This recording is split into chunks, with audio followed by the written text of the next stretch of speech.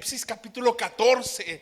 La semana pasada estudiamos Apocalipsis capítulo 13. Si tú has estado viniendo y si tú has estudiado Apocalipsis en tu casa, seguramente te darás cuenta que el capítulo 13 estudiábamos a dos bestias. ¿Te acuerdas de esto? Que no eran bestias físicas, lo platicábamos tú y yo, sino que eran señales. Que Juan comenzó a ver una mujer, a un niño, un dragón, y después veía a una bestia que salía del mar y una bestia que salía ¿de dónde? De la tierra. Y la semana pasada platicábamos que estas dos bestias era uno, el anticristo, lo que coloquialmente tú y yo conocemos como el anticristo, y la segunda de esas bestias era ¿cuál? El falso ¿qué? Profeta. Y había una sucesión de hechos que narraba y decía, ¿quién se le puede poner? Acuérdate que aparentemente tenía una herida de muerte o iba a sufrir algún atentado y se iba a sanar e iba a proclamar adoración para el anticristo y adoración para el diablo, para el dragón.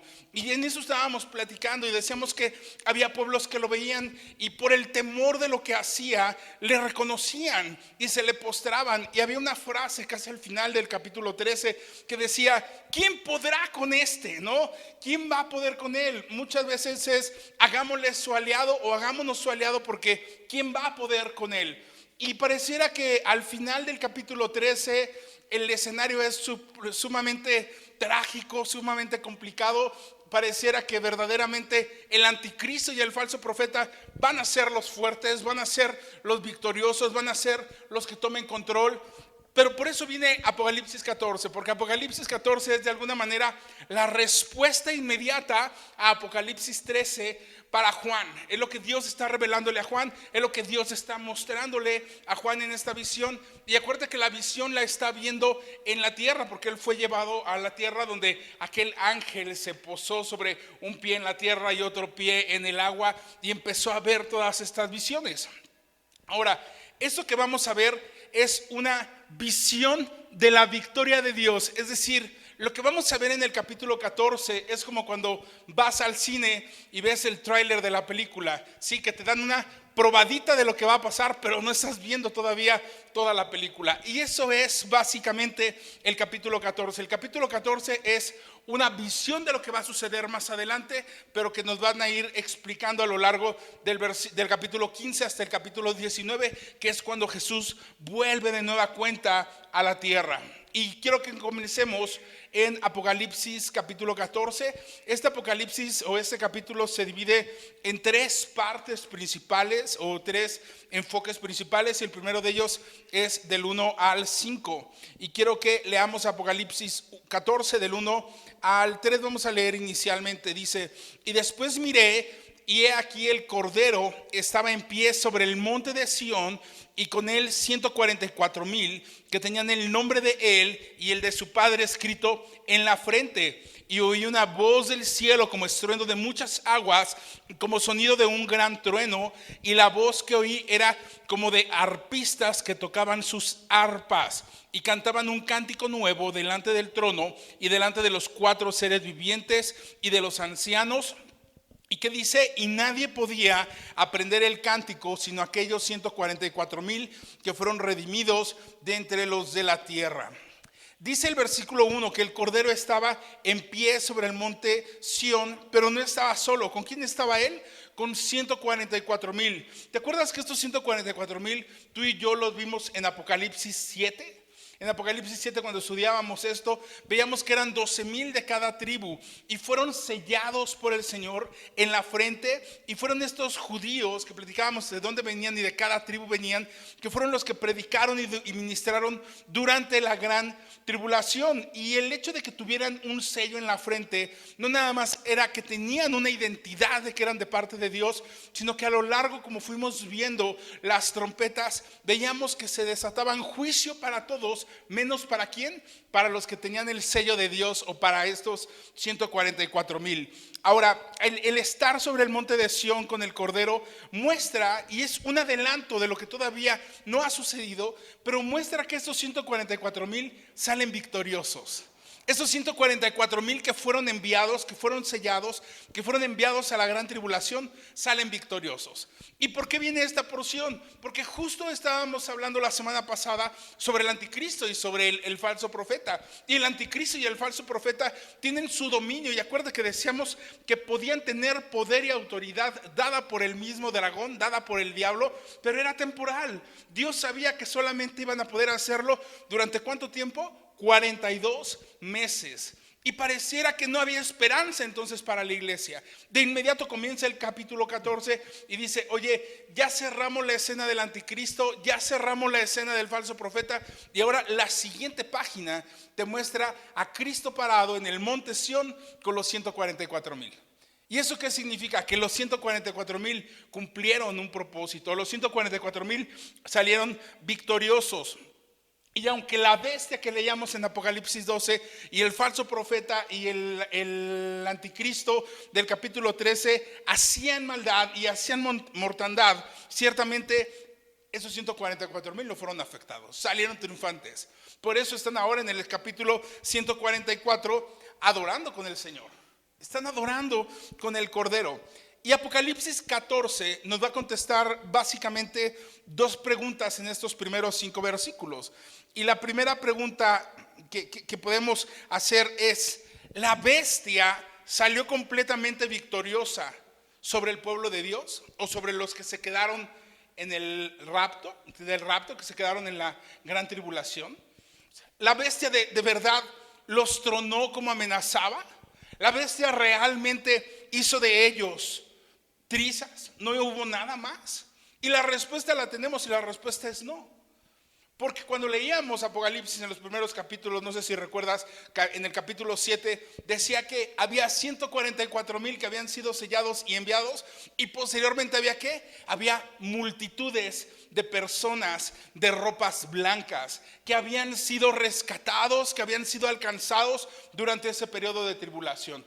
Y entonces la respuesta directa es: aunque la bestia, el anticristo, aunque el falso profeta y aunque el dragón tienen autoridad en la tierra porque están emitiendo un juicio por parte de Dios o un juicio dado por Dios, realmente no es que ellos tengan mayor autoridad de Dios. Dios les ha permitido que ellos puedan atormentar, que ellos puedan matar, que ellos puedan hacer daño.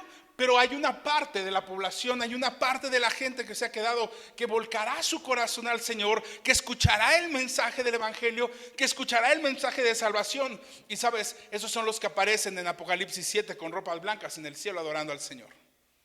Entonces, no todo lo que veía como algo caótico terminó siendo caótico.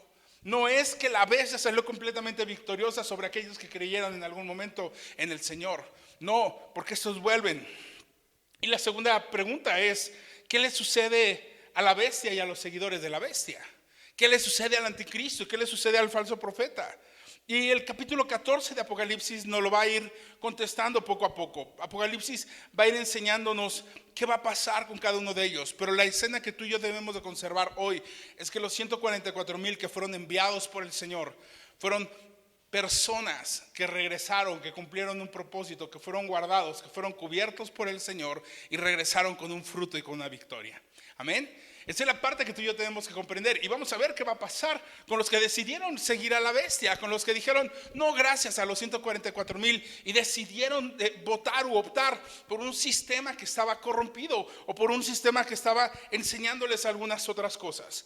Y sabes, aquí me gusta esta parte porque independientemente de que digas, bueno, ¿y eso a nosotros en qué nos suma? Si eso van a ser los 144,000 y es en el futuro y no estamos hablando del presente.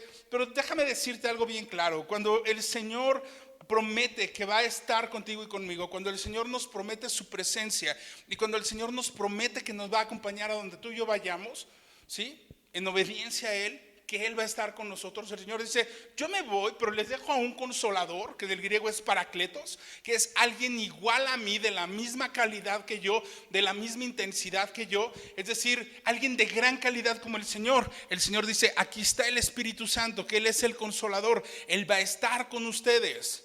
Dice: va a estar todos los días hasta el fin del mundo, y yo voy a estar con ustedes todos los días hasta el fin del mundo. Y entonces el Señor nos pide algo y dice, ustedes que son la iglesia, nosotros que somos la iglesia, dice, id y hacer discípulos, ir y predicar el evangelio, id y bautizarles en el nombre del Padre, del Hijo y del Espíritu Santo, porque ese es el llamado de la iglesia. El llamado de nosotros como iglesia es compartir del evangelio, es mostrarle a la gente de afuera el mensaje de salvación del Señor, es mostrar lo que Cristo ha hecho en nuestras vidas. ¿Sí?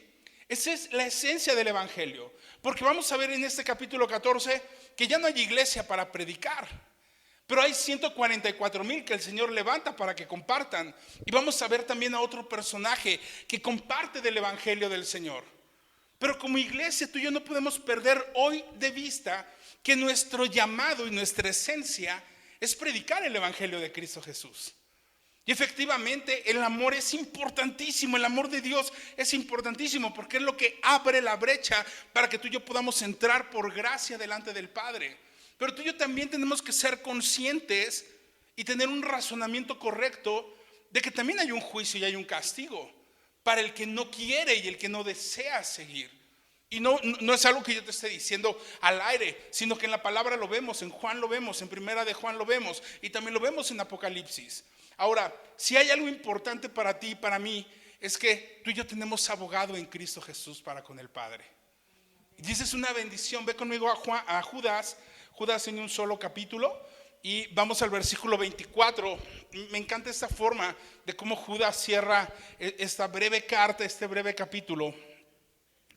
Y quiero que lo dejes tantito ahí. Dice, y aquel que es poderoso para guardaros sin caída, está hablando de Jesús como tal, dice, y presentaros sin mancha delante de su gloria con gran alegría. Está hablando Judas acerca de aquellos que se han perdido, y que te dice, nosotros tenemos que edificando sobre vuestra santísima fe, tenemos que exhortarlos a que crezcan en nuestra fe. Dice, hay gente, versículo 22, por favor, dice, a algunos que dudan, dice, convencedlos, háblales, convéncelos de lo que estás hablando. Versículo 23 dice, a otros ¿qué? A otros salvad, dice, arrebatándolos del fuego, y de otros tened misericordia con temor, aborreciendo aún la ropa contaminada por su carne. Esto, si quieres entrar al detalle de este tema, por ahí hay una serie de prédicas en la página de YouTube donde estudiamos a Judas, y lo puedes ver a detalle. Pero al final, versículo 24, ahora sí cierra,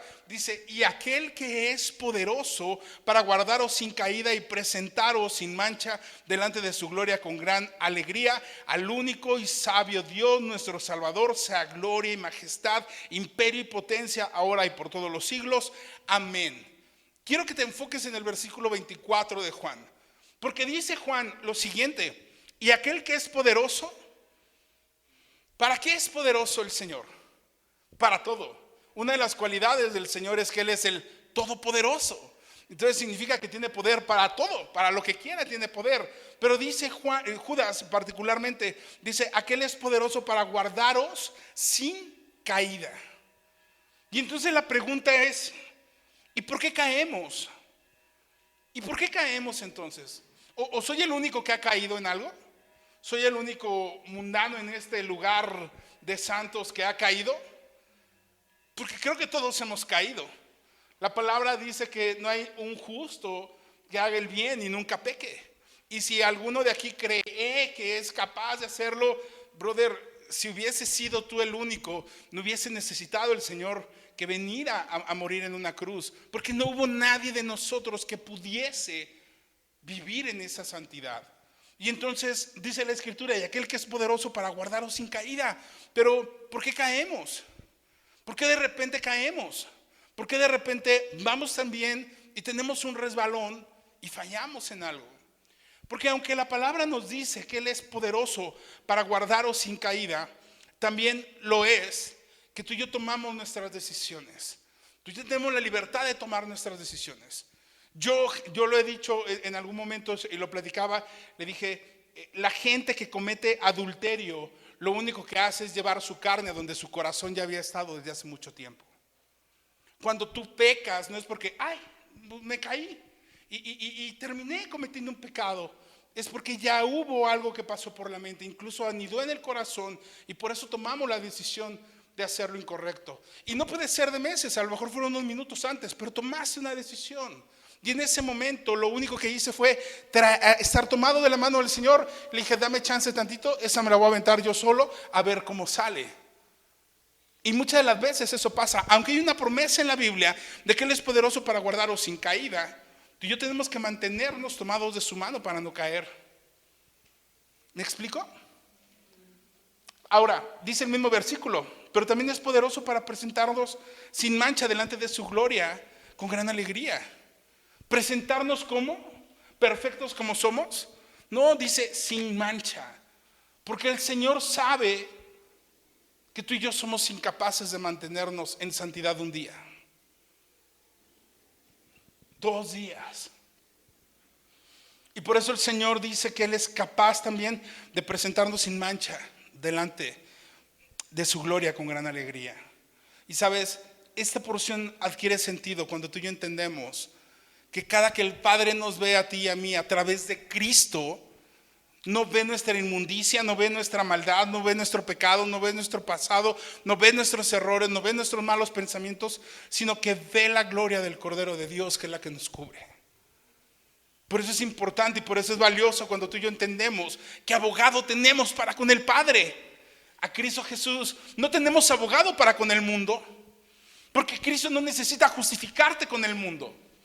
Tenemos abogado para con el Padre, porque el Padre va a hacer un juicio y porque en Apocalipsis estamos viendo cómo el Padre está ejecutando este juicio. Y entonces Cristo, por amor a ti y a mí, nos viste de su gloria, nos viste de su gracia, aún sabiendo que tú y yo podemos caer, podemos ensuciarnos y que su anhelo es guardarnos sin caída. Pero aún cuando tú y yo caemos, la gracia del Señor nos levanta.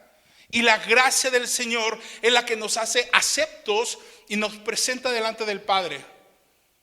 No por lo que tú eres o yo soy, sino por lo que Cristo es y cubre en nosotros.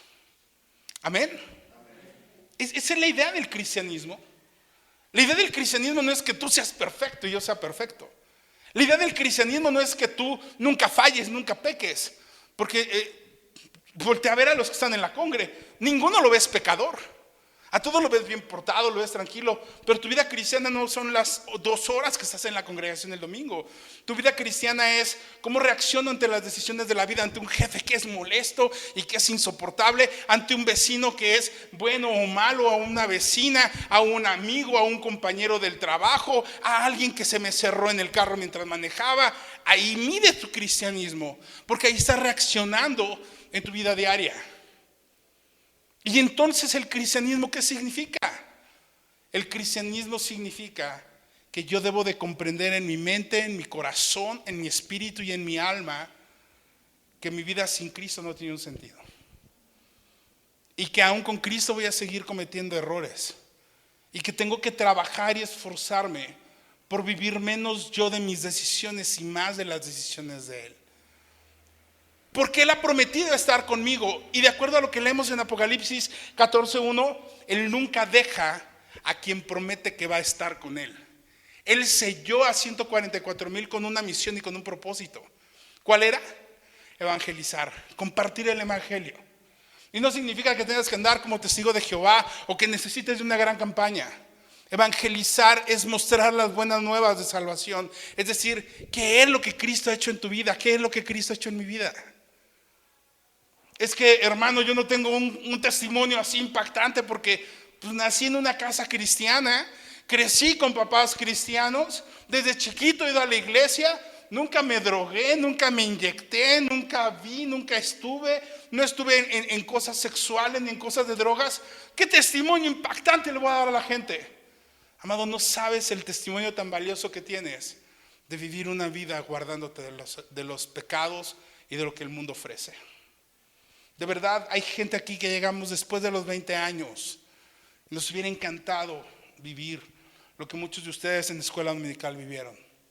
Ser forjados, ser formados desde ahí. Hay gente que hoy llegó lastimada del mundo, engañada, destruidos completamente. Y están en un proceso mucho más largo para poderse levantar. De gente que ya se levantó. Y ahora si tú me dices, es que creo que necesitamos un cursito para, por ahí me voy a esperar a ir al instituto para poder compartirle a alguien del evangelio. Amado, no. Cuando tú vas a los evangelios, el primer evangelista registrado de los evangelios es un endemoniado, bueno, un ex endemoniado. Un hombre en la región de Gadara que vive en un panteón, que está endemoniado, y el Señor cruza el mar para ir por él, para ir a liberarlo, porque ese hombre está lleno de demonios, y es una legión de demonios lo que este hombre tiene. Es una legión. Y una vez que el Señor lo libera, le dice, quiero seguirte. ¿Y qué le dice el Señor a este hombre? No, simplemente ve y cuenta lo que Dios ha hecho en tu vida. Cuenta lo que el Señor ha hecho en tu vida. Entonces imagínate, el primer evangelista dentro de los evangelios es un ex endemoniado. No necesito instituto, sino platicar lo que Dios ha hecho en su vida. Aquí hay gente que venimos de hablar sandeces y hablar palabras terribles, de muchas cosas, de alcohol, de drogas y muchas de cosas. Y el que dures una semana sobrio, 2 semanas, 10 años, 15 años en tu cristianismo. Oye, tuve una recaída, pero otra vez volviste a tomar las riendas y el rol en el Señor. Es un testimonio de lo que Dios está haciendo todos los días. Es un testimonio de lo que Dios está haciendo todos los días. Ahora, yo platicaba en algún momento cuando nos invitaron a compartir a AA, de repente te invitan a compartir a AA y en esa mezcla de Dios y los 12 pasos se vuelve todo un tema complicado. Y cuando les confrontas de que la metodología de AA es buena pero es incompleta, se molestan. Y eso es lo que yo tengo que decirte, porque no hay otro camino para que tu vida pueda ser restaurada, sino a través de Jesús. Porque en AA ves hombres solos buscando corregir un problema de alcoholismo, dejando una adicción por otra adicción. Pero ves una familia que sigue destruida, y una familia que sigue olvidada, y una familia que sigue lastimada por el comportamiento de una persona. Y en Cristo la promesa no es que solamente tú puedes ser restaurado, sino que en Hechos vemos una promesa que dice, cree en el Señor Jesucristo, es decir, entrégate, rinde, trabaja, haz las cosas para Él. Y no nada más vas a ser salvo tú, no nada más vas a ser restaurado tú, sino que la esperanza y la promesa va para la casa también. La promesa y la esperanza va para los hijos. La promesa y la esperanza va para los amigos. La promesa y la esperanza va para todos ellos. Pero esa promesa y esa esperanza va a llegar solo cuando tú y yo predicamos, compartimos, evangelizamos, le platicamos a nuestro amigo, le platicamos a nuestro compañero, oramos por nuestro compañero en el trabajo, por nuestro vecino. ¿Me sigue acá? Entonces tenemos de tener la certeza de que van a haber cosas difíciles, pero Dios sigue siendo Dios, Cristo sigue siendo nuestro Salvador, y Él sigue sentado a la diestra del Padre intercediendo por ti y por mí. Y aunque se levante el anticristo y aunque se levante el falso profeta, ellos vencieron. ¿Qué te está estorbando a ti para vencer? ¿Cuál es la excusa que es más grande que veas el amor de Dios? Porque cometemos errores y a veces mis excusas son mucho más grandes y no me permiten ver lo que Dios está haciendo por mí. Dice que está en el monte Sión. Sión es el antiguo nombre dado a las colinas que conforman a Jerusalén. Y Sión es el lugar donde el Mesías junta a sus redimidos y gobernará sobre la tierra. Fíjate que está padre porque la palabra cordero es utilizada 29 veces en Apocalipsis, y 29 veces se refiere a Jesús de manera directa. Entonces el nombre que a Jesús le gusta más es el de cordero. Y cuando un judío escucha la palabra cordero, un judío comprende que significa que es un tema de holocausto, de ofrenda, de remisión, un tema de perdón. Por eso es que en Israel siempre se ofrecían corderos como parte de las ofrendas de paz y como parte de las ofrendas para perdón de los pecados. Y cuando Juan el Bautista está predicando el evangelio y está diciendo el reino de los cielos se ha acercado, dice cuando llega Jesús, dice este es el cordero de Dios que quita el pecado del mundo. Es decir, lo que Juan el Bautista está enseñando es, señores, este hombre es el sacrificio perfecto que ninguno de nosotros podemos ofrecer y que no va a quitar el pecado solamente de Jerusalén o el pecado de Israel, sino que va a limpiar y a quitar el pecado de todo el mundo. Y la palabra cordero aparece 29 veces enfocadas hacia Jesús como tal, ¿sí? Entonces estos hombres vivieron y sobrevivieron al ataque en la gran tribulación, parecido a lo que sucedió con aquellos jóvenes en Babilonia cuando estaban en este horno de fuego, ¿no? Que nunca hubo en ellos ese temor y que fueron librados de la mano de Dios. Y dice el versículo 1 que estábamos leyendo en Apocalipsis, dice: y tenían el nombre de él y el de su padre escrito en la frente. Estos hombres, estos 144,000, siguen teniendo el nombre de Cristo y el nombre de su padre en la frente. Veíamos la semana pasada que Satanás intenta imitar y ser imitador, y él va a poner también una marca para su gobierno y una marca porque él es el imitador. Lo vemos en Apocalipsis 13, 16 al 17. Pero esa marca pues simplemente es una copia detrás de la marca que el Señor está colocando a los santos. Yo leí en algún momento, ¿no? Decía Spurgeon, ¿no? O dice Spurgeon una analogía y dice: imagínate que de repente mueres y vas al cielo y llegas y le tocas a la puerta del cielo y un ángel te contesta y te dice: ¿qué necesitas? Y le dices: oye, perdóname, pero aquí hay bautistas, aquí adentro hay bautistas. Y el ángel pues simplemente pues te va a ver así como que, ¿qué onda contigo, no? Oye, perdóname, ¿aquí hay pentecostales? ¿Aquí hay pentecostales en el cielo? Y el ángel te va a volver a ver así como desconcertado. Y el ángel responde en esta analogía que hace Spurgeon. Y dice Spurgeon, el ángel te va a contestar: no, aquí no hay nada de eso. Aquí solamente hay cristianos redimidos por la sangre del Cordero. Aquí solamente hay hombres y mujeres que reconocieron ser incapaces para poder vivir por sus propias fuerzas y rindieron su vida y su corazón al Señor Jesús. Esa sería la respuesta. Es la historia que Spurgeon te cuenta. Y sabes, esto hace todo sentido, porque no es que nosotros tengamos que estar colocándonos etiquetas o sellos. El Espíritu Santo es el sello para nuestra vida y es el sello para la iglesia. Y aquellos hombres fueron sellados porque fueron enviados a una misión especial y fueron guardados por ella. ¿Sí? Dice que también había una voz como de un estruendo de muchas aguas y como sonido de gran trueno. Y la voz que oí dice que era como de arpistas que tocaban las arpas. Veíamos la semana pasada acerca de este tema de las voces, bueno, antepasada y algunas semanas atrás, que cuando el Señor habla se escucha como un estruendo de muchas voces. Apocalipsis capítulo 1 y en capítulo 4 lo veíamos. Y cuando está este sonido como gran trueno, es esa voz del Señor hablando a su pueblo, hablando a su iglesia.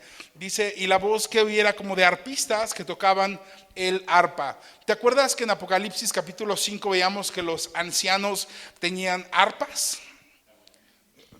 Los ancianos ya estaban preparados con arpas y decíamos que son instrumentos de alabanza y de adoración. Bueno, en Apocalipsis 14 vemos que se escucha una voz como de arpistas que tocaban las arpas. Y quizá aquí es donde esos ancianos que están representados, 24 ancianos en Apocalipsis, están tocando para acompañar la escena de adoración y de exaltación con los 144,000. Pero dice la escritura que solamente cantan un cántico nuevo delante del trono, y ese cántico solamente ellos, ¿qué? En el versículo 3, solamente ellos lo saben, nadie podía aprender el canto sino aquellos 144,000 que fueron redimidos de entre los de la tierra.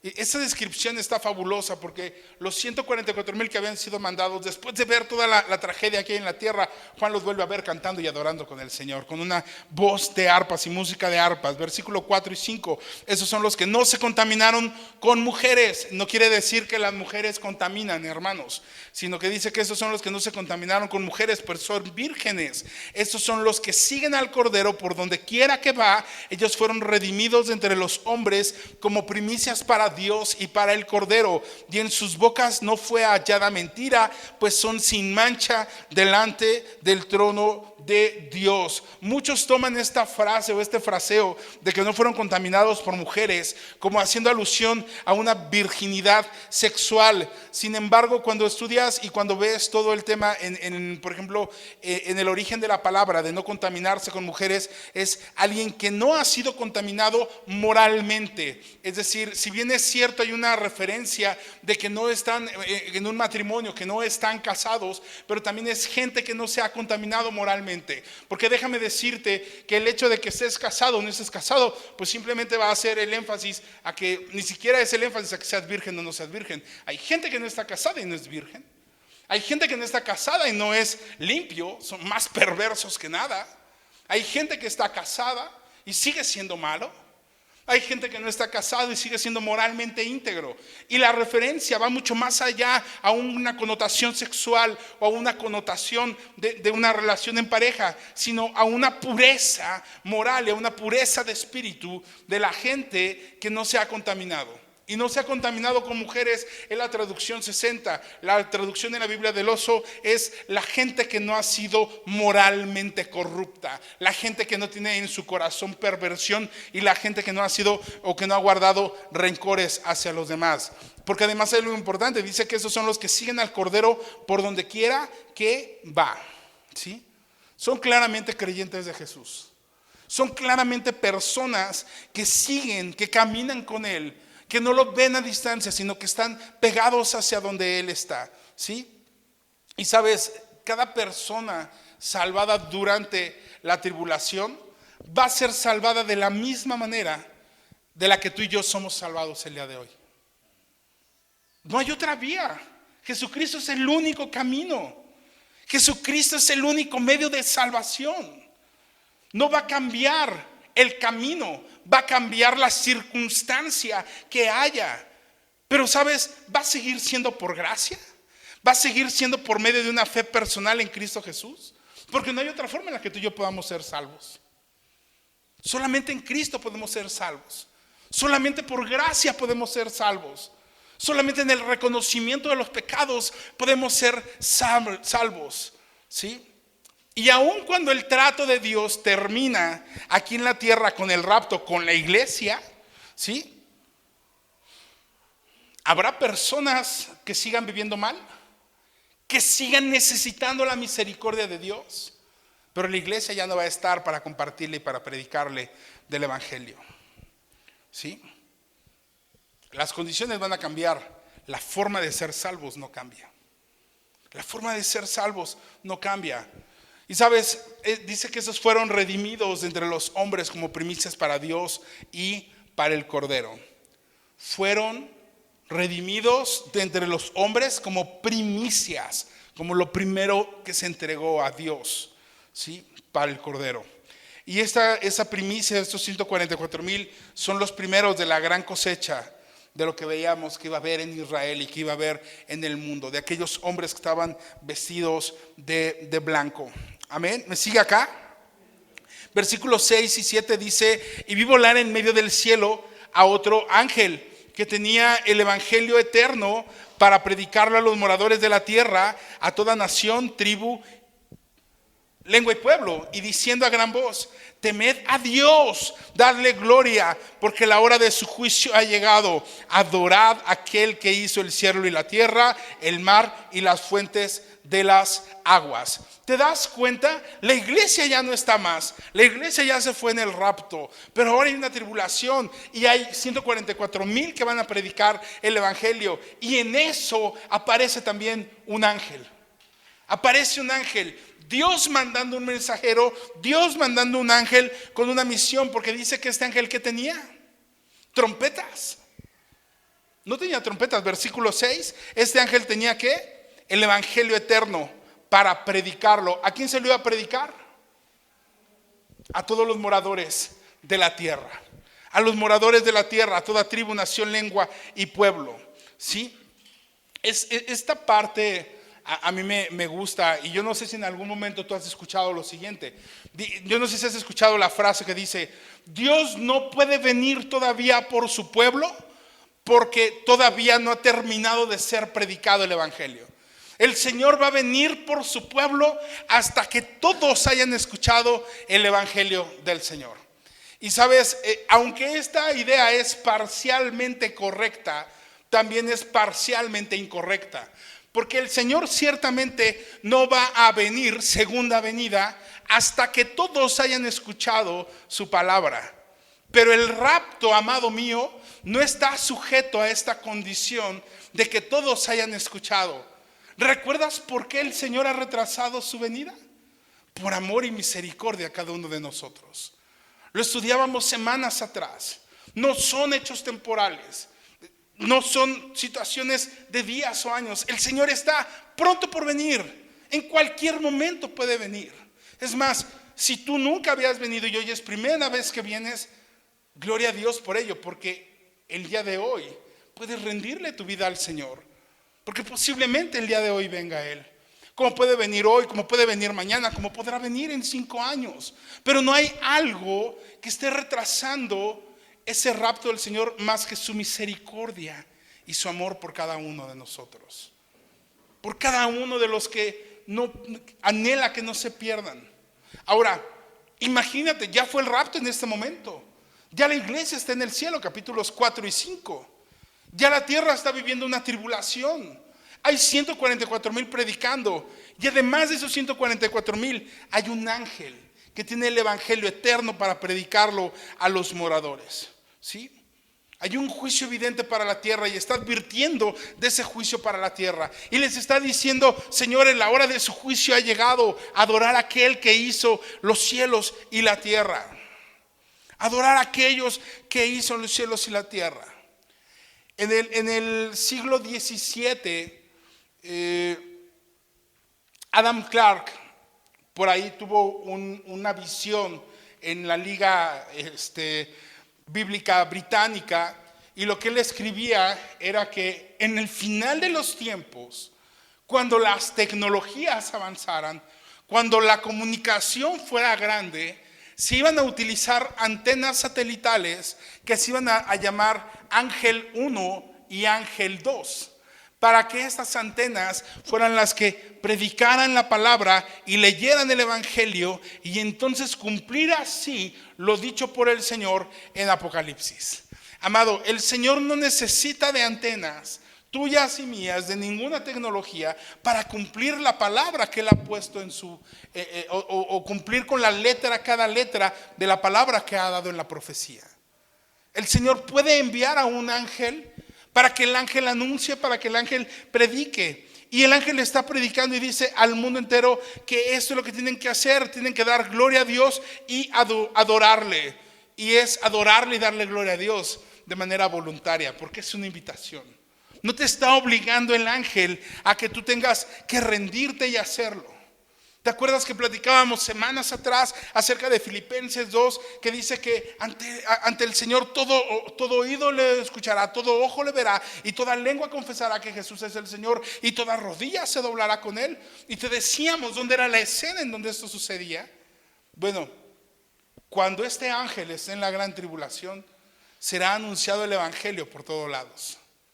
Y entonces estará cumplida aquel adagio de que no habrá regreso del Señor hasta que toda la tierra haya escuchado el mensaje de salvación. Y entonces será este ángel el que le predique a aquel hombre indígena de una tribu que está perdida en una isla, que no permiten que se le acerque nadie. Y no habrá más excusa ni más justificación de parte de nadie. ¿Sí? La promesa del Señor de Mateo 24 de llevar el evangelio a todo el mundo se cumple también con este ángel, predicando el evangelio eterno a todos y a cada uno de ellos. ¿Sí? Versículo 8 dice: otro ángel le siguió diciendo: ha caído Babilonia. Eso lo estaremos viendo las siguientes semanas acerca de Babilonia y qué es lo que representa Babilonia como tal, como imperio, como economía. Dice: ha caído Babilonia, la gran ciudad, porque ha hecho beber a todas las naciones del vino del furor de su fornicación. Dice: ha caído Babilonia. ¿Sí? Esto vendrá más adelante en Apocalipsis 17, me parece, que es cuando estaremos viendo a más detalle lo que es Babilonia y la rebelión de Babilonia como tal. Sí, pero al final del día no se refiere a una ciudad como tal, sino a un sistema religioso, a un sistema político que va a representar a la humanidad con un carácter malvado, con un carácter de rebelión. ¿Sí? Y dice: porque ha hecho beber a todas las naciones del vino de su furor. Y cuando nos dice que Babilonia ha llevado a todas las naciones a beber del vino del furor de la fornicación, lo que nos está enseñando es que espiritualmente se rindió una adoración, una perversión hacia otros dioses. Acuérdate que el anticristo buscaba adoración también, y la bestia y el dragón buscaban adoración también. Sin embargo, esto no podemos descartar que nada más sea una inmoralidad espiritual, sino también una inmoralidad literal. Cuando alguien almáticamente y espiritualmente vive en una inmoralidad, no le cuesta trabajo vivir en una inmoralidad física. Y eso tú y yo lo sabemos. Cuando alguien está convencido, no tiene un problema en hacerlo. Días atrás nos fuimos a vacunar con mi esposa, y estando formados escuchamos una plática de unas señoras atrás, y una señora decía, ¿no? Dice, no, pues es que mi viejo pues ya ni viene, se queda allá a trabajar donde anda según él, y pues yo tengo mi amiguito y nos vamos y salimos los dos, y le he dicho que podemos ir al hotel tal y tal y tal día, pero el día y tal no, porque ese día viene mi esposo. Y tú te quedas así, estabas formado y dices, volteo, no volteo. Así como que volteas a ver y ves el grupo de mujeres hablando y contando todas sus historias. Y dices, perdón, pero no estás acostumbrado a esas pláticas. De verdad. Y entonces cuando moral y almáticamente no estás sujeto a algo, estás viviendo inmoral, físicamente lo vas a terminar haciendo igual. Amén. Yo sé que usted no ha escuchado tampoco esas pláticas, hermano, y no presta oído a esas pláticas tampoco.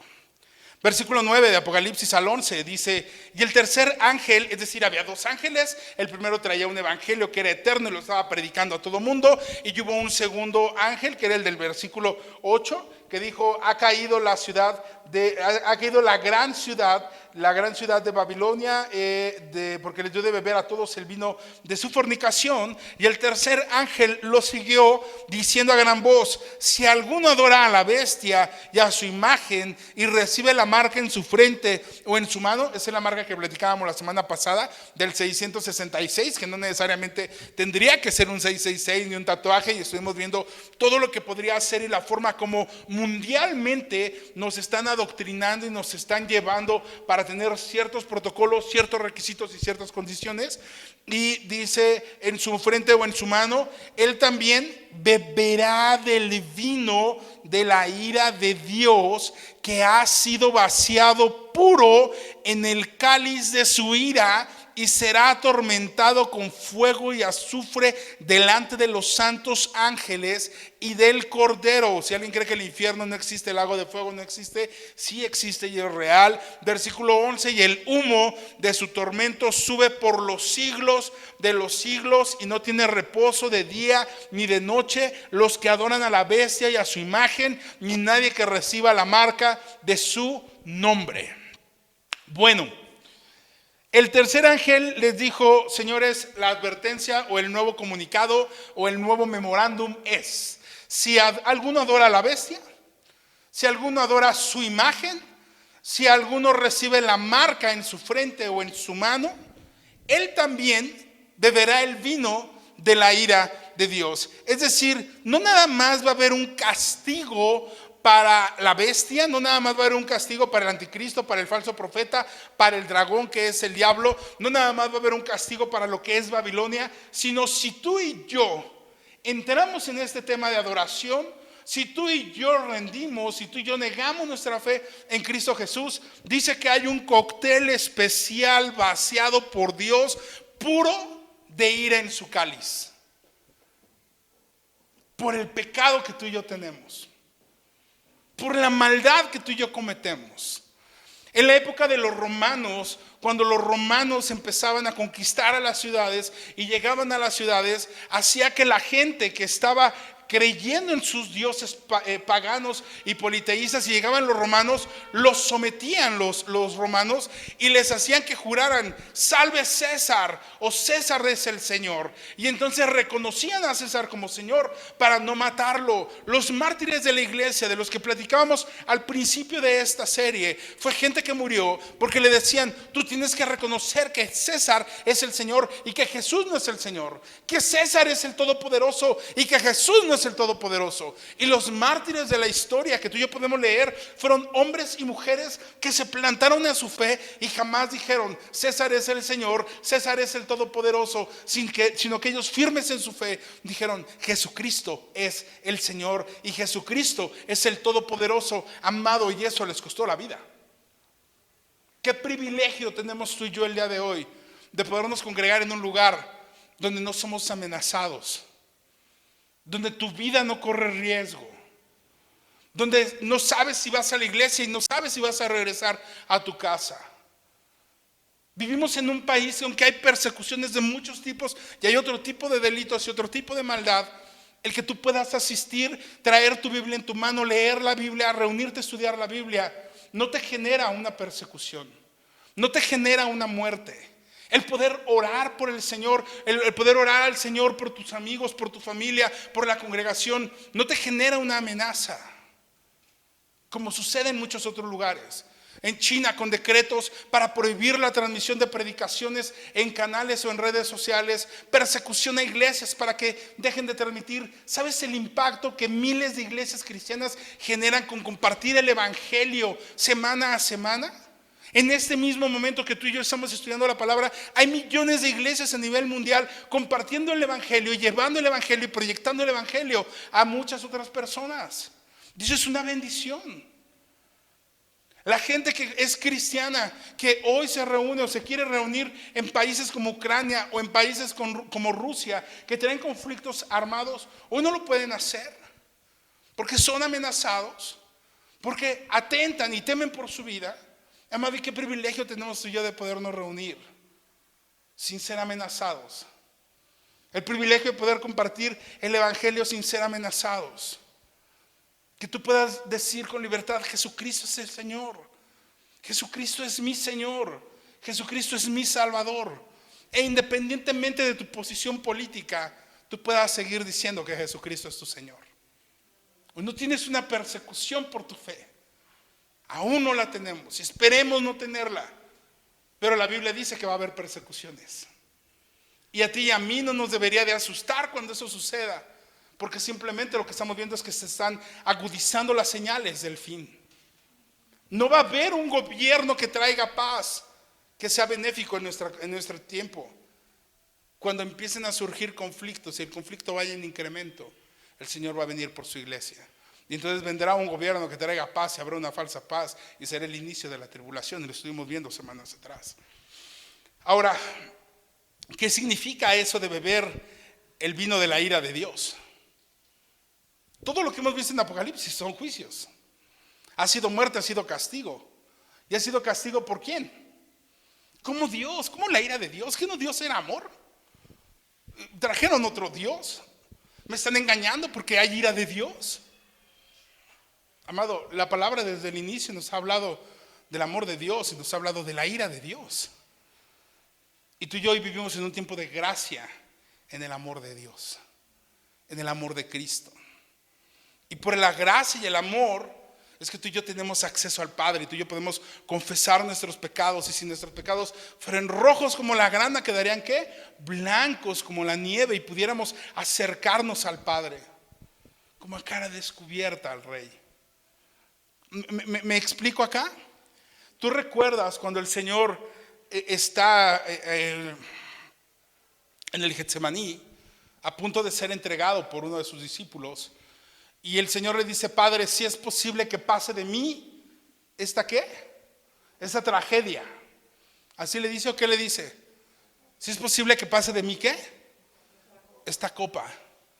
Y muchos comentaristas y teólogos dicen que cuando el Señor refiere esta frase, no es que haya estado bebiendo o haya estado tomando algo en el Getsemaní, sino que cuando el Señor refiere esto, el Señor sabía que Él se había dado como sacrificio voluntario para morir por el pecado de la humanidad. Es decir, Él no fue pecador, pero Él se hizo pecado. Y Él, al hacerse pecado, Él iba a beber la copa de la ira del Señor. Porque la ira y la maldad que a ti y a mí nos tocaba beber y pagar por lo malo que hicimos, Él la llevó.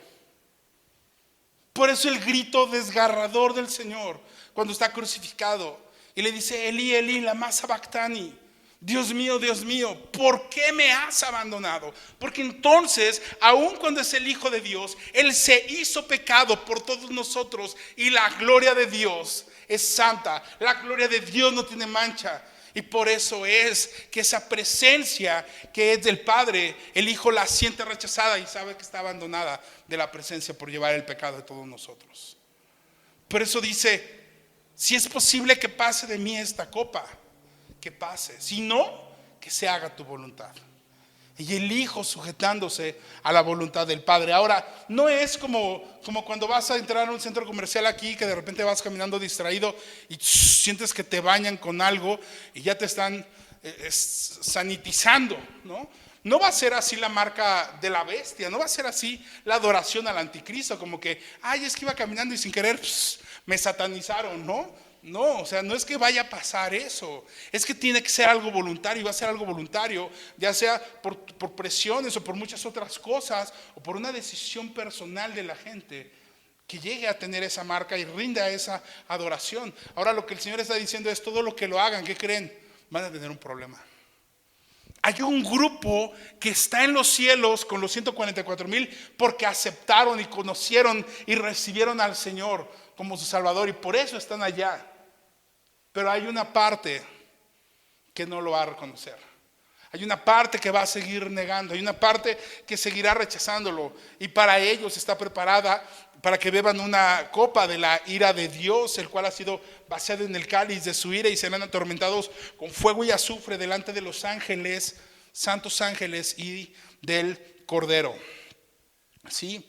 Entonces, nadie por casualidad o por accidente va a recibir la marca. Nadie por casualidad o accidente va a adorar a la vez de: ay, es que pues no supe, considérenme inocente, yo no sabía las consecuencias que ello iba a arrojar. Y sabes, a lo mejor es un simple juramento, un juramento bien sencillo, como el de los masones, cuando entras a su logia y el juramento es completamente básico y parece que es inofensivo y trae toda la intención de negar la soberanía y el poderío de Jesucristo. ¿Sí? Ahora, la idea de que Dios tiene la copa de la ira y hace que aquellos que están bajo juicio la beban está expresada en la Biblia por lo menos 13 veces. Apocalipsis es la principal de ellas. Jeremías y Salmos son algunos ejemplos también de esta copa de la ira. Y seguro es la copa que Jesús hubiese no querido beber en su carne, pero por obediencia y por amor a ti y a mí la bebió. Así que cuando digas: es que la salvación es gratis para ti, para mí, pero tuvo un precio caro en la cruz del Calvario, tuvo un precio alto en la cruz del Calvario. Será tomado con fuego y azufre delante de los santos ángeles y del Cordero, y el humo sube por los siglos de los siglos, no tiene reposo ni de día ni de noche. Y este pasaje enseña varias verdades importantes sobre el infierno y sobre el destino eterno de los que son condenados, ¿no? Te dice que será atormentado con fuego y azufre, y eso te está indicando que el infierno es un verdadero tormento. Es un verdadero tormento, el cual es doloroso y es repulsivo. No es como la gente cree, que el infierno va a ser lugar de fiesta y lugar de borrachera todo el tiempo, y que allá está toda la diversión y todo el ambiente. Esto no es así, esto no es así. Y el que diga que delante de los santos ángeles del Cordero muestra que Dios no está ausente del infierno. Dios lo creó, pero no lo creó para la humanidad, lo creó para castigo de Satanás. Pero si tú y yo nos dejamos engañar por el diablo, si tú y yo nos dejamos pervertir, si tú y yo nos dejamos llevar por la carne, y vamos a terminar embarrados allá, tú y yo vamos a terminar ocupando un lugarcito en ese infierno que no fue creado para nosotros, pero como el padre de mentira logró convencernos, podemos terminar allá. Ese es un problema que tú y yo tenemos que analizar y decir: Dios sigue teniendo presencia allá. Jesús está frente al infierno también, está viendo lo que está sucediendo. No es que Él esté en el infierno, sino que Él tiene control. Su presencia santa de justicia y su ira contra el pecado le permite poder ver la ejecución del juicio de condenación. ¿Me sigue acá, amado? Vamos bien, versículo 12, estamos casi terminando. Dice, aquí está la paciencia de los santos, los que guardan los mandamientos de Dios y la fe. Aquí está la paciencia de los santos. Esa parte está interesante, porque dice el versículo 13, fíjate, yo oí una voz que desde el cielo me decía, escribe, bienaventurados de aquí en adelante los muertos que mueren en el Señor. Dices, caray, ¿cómo no? O sea, no somos bienaventurados si vivimos. O sea, ¿por qué los muertos? No, bienaventurados los de aquí en adelante, los muertos que mueren en el Señor. Sí, dice el Espíritu, descansarán de sus trabajos, porque sus obras con ellos siguen. Porque sus obras con ellos siguen. La paciencia y el trabajo que estos santos han hecho será recordada. Y será recordada en la tierra y será recordada también por el Señor como parte de ese fruto y como parte de ese bien hecho, buen siervo y fiel. En lo poco fuiste fiel, es decir, lo que hiciste, en lo mucho te pondré. Ahora, cuando dice la parte de que la paciencia de los santos está acá, el hecho de descansar y bienaventurados los muertos que mueren en el Señor y descansan en sus trabajos, no es como que te anhelemos un mal y que digamos, uy, Armando entendió mal la Biblia y nos deseó la muerte a todos. No es eso. Dios quiere animarnos y quiere animar a su pueblo para que tú y yo nos mantengamos firmes aún en tiempos de prueba. Para que tú y yo nos mantengamos firmes aún en tiempo de prueba y enfocados, amado mío, en la bendición, en la recompensa, que no es temporal, sino es en lo eterno. Nuestro objetivo no es en esta tierra, nuestro objetivo es en la eternidad. El cristianismo que se vive efectivamente jamás puede tener como meta algo pasajero, temporal o en esta tierra. El verdadero evangelio y el verdadero cristianismo tiene sus ojos puestos en las cosas de arriba, como lo dice Pedro, no en las cosas terrenales. Nos puede ir bien o nos puede ir mal en la tierra según muchas circunstancias, pero donde el Señor ha prometido que tú y yo estaremos es en lo eterno. Él ha prometido ir a construir casa para nosotros en Tecámac. ¿No, verdad? ¿Dónde? El cielo. Ha preparado morada para nosotros. Si tienes casa en Atizapán, en Tecámac, en Querétaro, donde sea, gloria a Dios. Si no la tienes, amado, gloria a Dios. Procura y esfuérzate por aquella morada que es celestial y que es eterna. Es donde el Señor ha prometido estar con nosotros. Yo te lo he dicho muchas veces y hay una frase que a mí me gusta de los marines de Estados Unidos. Y dice, todos queremos ir al cielo, pero nadie quiere morir. A todos nos gusta la vida aquí. Y cuando hablamos de la muerte a veces pareciera que es un tema de temor. Y no tiene que ser un tema de temor, tiene que ser un tema de seguridad. Porque la muerte no es un sinónimo de extinción, la muerte es un sinónimo de inicio de vida eterna. Aquí somos finitos, en la eternidad seremos eternos, para lo bien y para lo malo. Hay mucha gente que acostumbra, oye, murió alguien, y dice, no, pues que descanse en paz, ¿no? Y eso es políticamente correcto, pero no es teológicamente correcto. Porque si el que murió no murió en Cristo Jesús, no es de esos bienaventurados que mueren en el Señor, él tiene una eternidad en sufrimiento, tiene una eternidad en la ira de Dios, tiene una eternidad en condenación eterna. Por eso bienaventurados los santos hombres del Señor que murieron firmes en Él, como conocemos a muchos. Y la pregunta sería, tú y yo no tenemos garantizado aún estar en esta lista de los bienaventurados hombres y mujeres que murieron en el Señor. Acuérdate que el cristianismo no es por promedio, el cristianismo es por convicción y por momento. Un ladrón toda la vida haciendo lo malo y el último momento le dice al Señor, Señor, acuérdate de mí. Y le dice el Señor, no, brother, tienes 20 años haciendo lo malo, 30 siendo perverso. Por un minuto quieres estar en el cielo. No, chao, vas formado, ¿no? ¿Qué le dijo el Señor? Desde hoy estás conmigo. Una decisión, un minuto puede cambiar tu vida, para bien o para mal. Aguas. Para bien o para mal. Versículo 14, miré y aquí una nube blanca y sobre la nube uno sentado semejante al Hijo del Hombre, que tenía en la cabeza una corona de oro y en la mano una hoz aguda. Y del templo salió otro ángel, un cuarto ángel, clamando a gran voz, que estaba sentado sobre la nube: mete tu hoz y ciega, porque la hora de cegar ha llegado, pues la mies de la tierra está madura. Y el que estaba sentado sobre la nube metió su hoz en la tierra y la tierra fue cegada. Que viene montado en esa nube, o viene sobre esa nube semejante al Hijo del Hombre, no es un ángel, es el Hijo del Hombre, es Jesús, y trae esa corona en la cabeza, una corona de oro, una corona de autoridad. ¿Sí? Él está llevando esa corona de autoridad y se le dice: oye, la mies en la tierra está madura. La palabra griega utilizada para madurar es en el sentido de está súper maduro, casi a punto de pasarse. Es decir, hubo una cosecha. ¿Cuál fue la cosecha? La iglesia. El rapto de la iglesia es la primera cosecha. El Señor se lleva a su iglesia y después, cuando viene con la hoz, viene a cortar y dice: oye, está maduro. Y eso significa que Dios juzgará la tierra solamente cuando esté madura para el juicio. Cuando la tierra esté madura para el juicio, el Señor va a apresurar y va a llegar. Y sabes, tanto la maldad como la bondad se maduran. En lo bueno maduras, en lo malo también te amañas.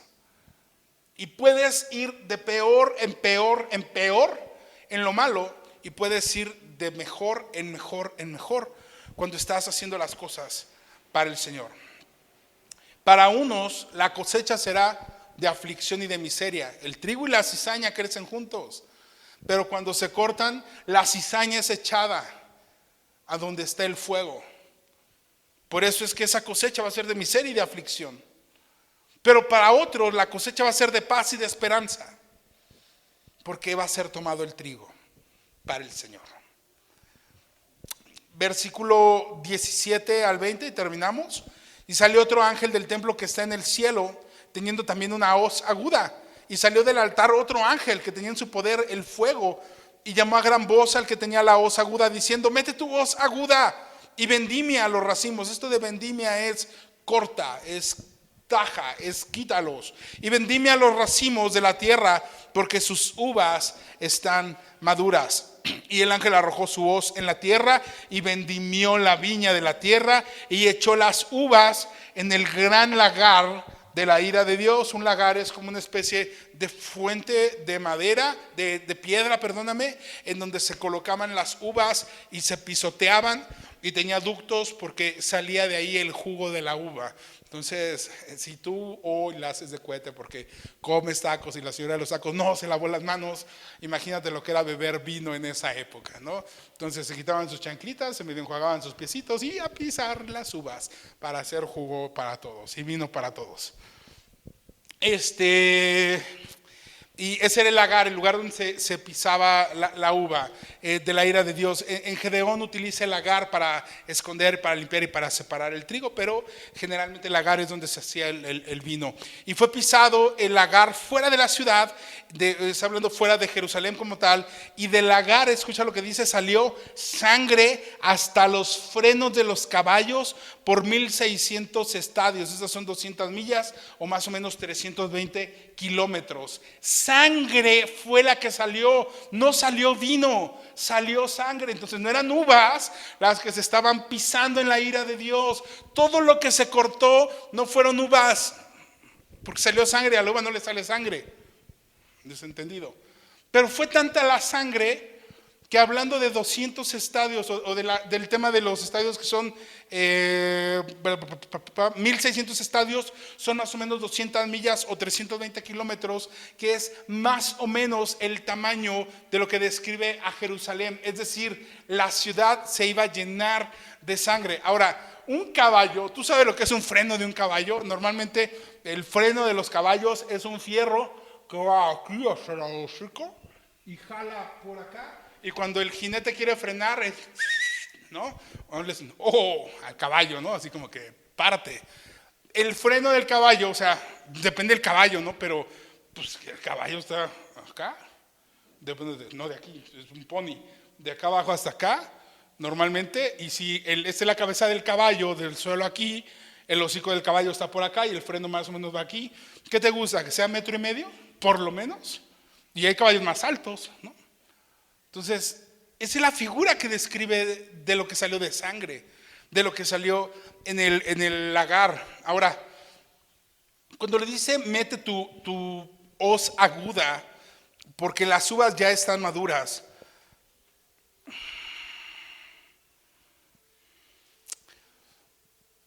significa que se va a cortar hacia todos los que están, pero no todos van a ser pisados. Si tú tienes una convicción en el Señor, vamos a pensar que estás en la tribulación y te generas una convicción, vas a ser de los verdaderos creyentes que van a ser llevados cuando el Señor venga con la hoz. Pero cuando los demás queden, cuando vengan con el fuego, cuando vengan a pisotear y a vendimiar, entonces estarán ahí todos los que medio eran y medio no eran, medio estábamos y medio no estábamos, ¿sí? Las uvas, de verdad, cuando se pone los pies sobre ellas, tú lo has visto, es algo indefenso. Todos hemos comido uvas en algún momento. A todos se nos ha remadurado la fruta. Los plátanos no se diga, los compras amarillos y te antojan y te los terminas comiendo ya todos así manchaditos, porque si no ya nadie se los va a comer. Pero es como cuando ya la fruta está muy pasada. ¿Qué tan fuerte está la fruta? ¿Qué tan maciza está la fruta?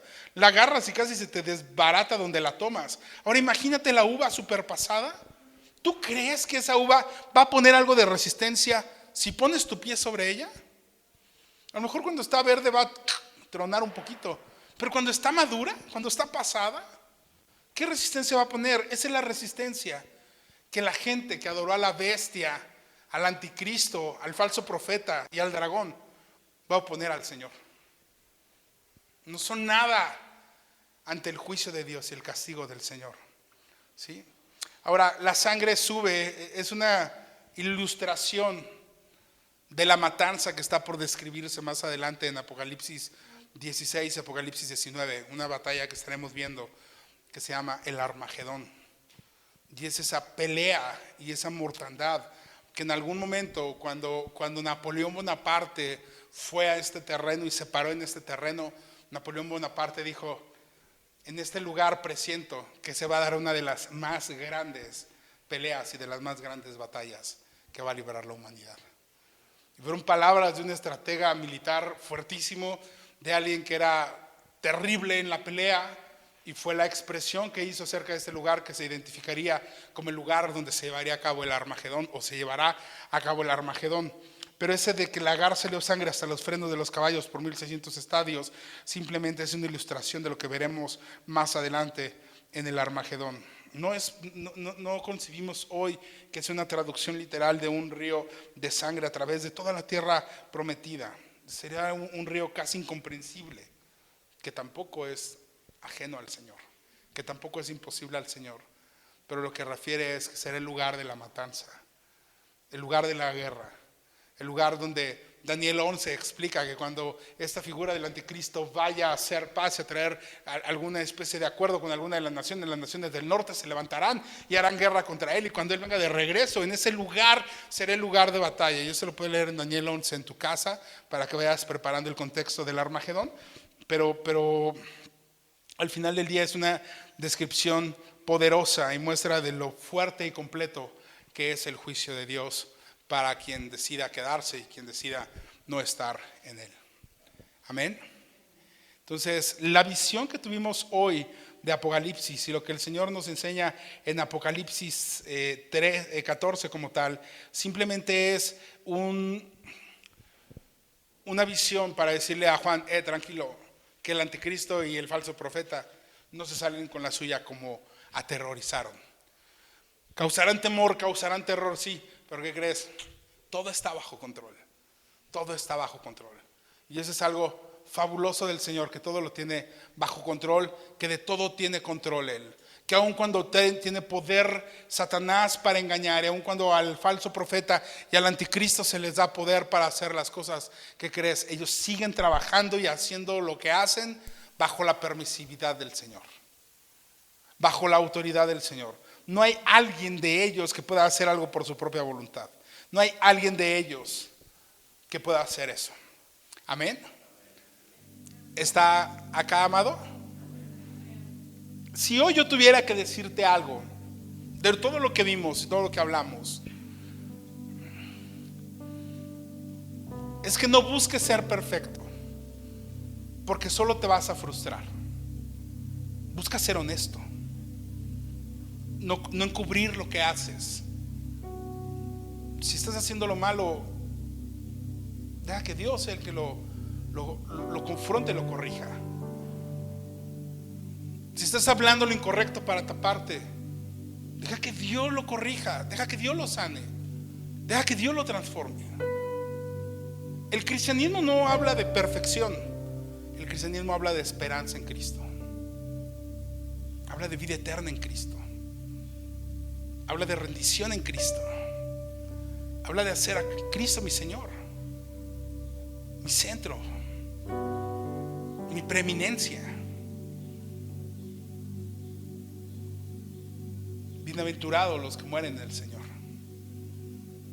Si el Señor no vuelve antes por su iglesia, y tú y yo, si tú y yo vivimos, mi oración es que el Señor pueda llevarnos a cada uno de los que estamos aquí en su presencia, en el rapto.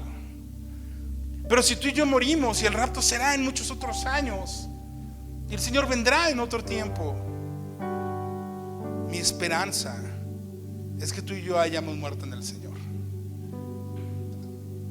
porque entonces seremos bienaventurados y habrá esperanza. Es cierto, se extingue la vida cuando uno muere, la parte corpórea deja de funcionar, se va a la tierra, pero hay un alma que se va con el Señor, y tu alma es eterna en Él, y tu alma es la que va a condenación eterna o a la gloria del Señor por la eternidad. Si yo tuviera solamente algo que decirte el día de hoy es: no te canses, no bajes la guardia, esfuérzate, sé muy valiente, ríndete a Él todos los días, entrégate a Él todos los días, testifica de Él todos los días, háblale a la gente que te rodea del amor de Jesús. No lo obligues a que se convierta, eso no lo podemos hacer tú y yo, porque es el Espíritu Santo el que trae convicción de pecado, de justicia y de juicio. Pero tú y yo somos los que podemos hablar. Dice la palabra de Dios que tú y yo no nos avergonzamos del Evangelio en Romanos, porque el Evangelio es poder de Dios para salvación. El Evangelio es poder de Dios. Por eso tú y yo tenemos que hablar el Evangelio. Por eso tú y yo tenemos que predicar el Evangelio. Por eso tú y yo tenemos que ser conscientes que habrá ocasiones en las que tú y yo fallemos y tenemos que levantarnos tomados de la mano del Señor. Y habrá gente a nuestro alrededor que se equivoque, que tome decisiones incorrectas, y que tenemos que estar orando para que se levanten también, y tenemos que estar ayudando para que se levanten. Pero si yo me caigo y tú te caes, no tratemos de cubrir como cuando éramos niños, de que te caías, te raspabas la rodilla, te parabas y te sobabas y no le enseñabas a nadie, y parecía que caminabas normal y no le mostrabas a nadie lo que había sucedido. No hagas eso con el Señor. Si te caes, si te raspas, si estás viviendo incorrecto, sé honesto con Él, abre tu corazón con Él y deja que Él verdaderamente sea el que transforme y el que sane. Si no haces esto, no vas a sanar. Podemos empezar a contaminar a otros. Yo te pido de verdad el día de hoy a cada uno que no busque ser perfecto, busca la santidad diaria en el Señor, busca la relación con el Señor, y el Señor va a ir madurándote, va a ir haciéndote crecer y va a ir llevándote en el nivel que tienes que estar, donde Él te quiere poner. Y si el día de mañana el Señor te quiere mandar a un instituto, a una universidad, para que no estar como el gadareno nada más, deja que el Señor te forje, que el Señor instruya. séle un instrumento útil al Señor. Y aunque quieras la casa en Tecámac o donde sea, acuérdate que la recompensa es en los cielos. Y la meta es estar con Él. Amén. Apocalipsis, más que un libro de terror, es un libro de esperanza, es un libro de advertencia y es un libro de juicio. Y el mismo Dios que derrama su ira es el mismo Dios que hoy, en abril 2022, derrama su amor y su gracia. Aprovechemos el amor de Dios, aprovechemos la gracia de Dios. ¿Por qué no oramos? Ponte en pie, por favor.